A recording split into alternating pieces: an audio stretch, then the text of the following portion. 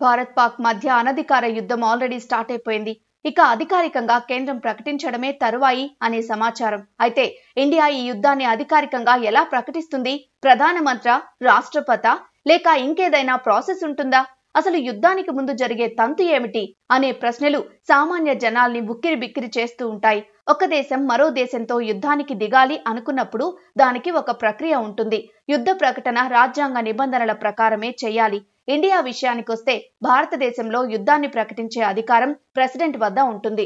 అయితే ముందుగా కేంద్ర మంత్రులతో ప్రధాని కేబినెట్ సమావేశం నిర్వహించిన తరువాత మాత్రమే నిర్ణయం తీసుకోబడుతుంది.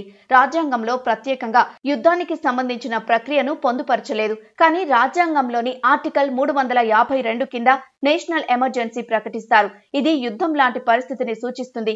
యుద్ధానికి వెళ్లాలా వద్దా అనే విషయంలో కేబినెట్ చాలా కీలకంగా వ్యవహరించనుంది. ప్రధాని నేతృత్వంలో రక్షణ మంత్రి, విదేశాంగ మంత్రి, నేషనల్ సెక్యూరిటీ కౌన్సిల్ నుంచి మంత్రులకు కీలకమైన సూచనలు అందుతాయి. అయితే చివరి నిర్ణయం తీసుకోవడానికి ముందు మిలిటరీ చీఫ్, ఇంటెలిజెన్స్ ఏజెన్సీల నుంచి కూడా సమాచారం తీసుకుంటారు. కేంద్ర మంత్రివర్గం పరిస్థితిని అంచనా వేసిన తరువాత రాష్ట్రపతికి లిఖితపూర్వక సిఫార్సు చేస్తుంది. దాంతో 44వ సవరణ చట్టం 1978 ప్రకారం రాష్ట్రపతి నేషనల్ ఎమర్జెన్సీ ప్రకటించవచ్చు. అయితే ఈ అత్యవసర పరిస్థితిని పార్లమెంటులోని ఉభయ సభలు ఆమోదించాలి.